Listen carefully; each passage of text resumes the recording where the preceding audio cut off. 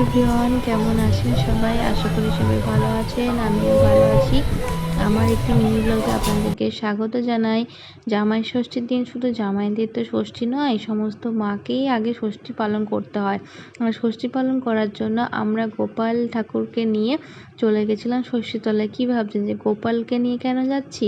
আসলে আমার ইচ্ছে ছিল মা ষষ্ঠীকে গোপাল দেব, তাই সেই জন্যই এই বছর মাকে গোপাল দিয়েছি। আর তারপরে আমরা চলে গেছিলাম ষষ্ঠীতলায়। একটু আমরা তাড়াতাড়ি গেছিলাম যাতে ভিড়টা কম থাকে। আর বাচ্চা নিয়ে সম্ভব নয়, যা গরম পড়েছে। তো ষষ্ঠীতলায় গিয়ে অনেকে গাছতলাতেও পুজো দেয়, আবার মা ষষ্ঠীর ঘরেও পুজো দেয়।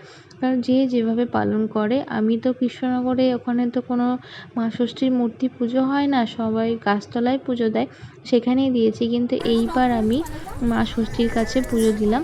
আর তারপরে চলে গেছিলাম পুজো দিয়ে, অঞ্জলি দিয়ে চলে গেছিলাম গাছতলায়। সেখানে গিয়ে আগে গাছকে প্রথমে গঙ্গা জল দিয়ে স্নান করিয়ে নিয়ে তারপরে সিঁদুর আর হলুদের ফোঁটা দিয়েছিলাম। তারপরে যে কলা লেপতে হয় সেটা করেছিলাম। আর আমার শাশুড়ি মা আমও লেপেন, তাই সেটা যেহেতু আমাকে বলে দিয়েছিল সেটাও আমি করেছিলাম। তো আপনারা কে কীভাবে এই নিয়ম পালন করেন অবশ্যই কমেন্ট করে জানাবেন। আর মা হওয়ার পর সমস্ত মায়েদেরই অনেক দায়িত্ব কর্তব্য বেড়ে যায়।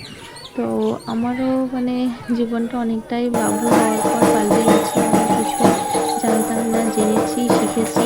তো আজকে আমার এই ভিডিওটা এইটুকুই। যদি আপনাদের এই ভিডিওটা ভালো লেগে থাকে অবশ্যই চ্যানেলটি সাবস্ক্রাইব করে পাশে থাকবেন। আবারও আসবো অন্য এক ভিডিও নিয়ে। ততক্ষণ আপনারা ভালো থাকবেন, সুস্থ থাকবেন। টাটা।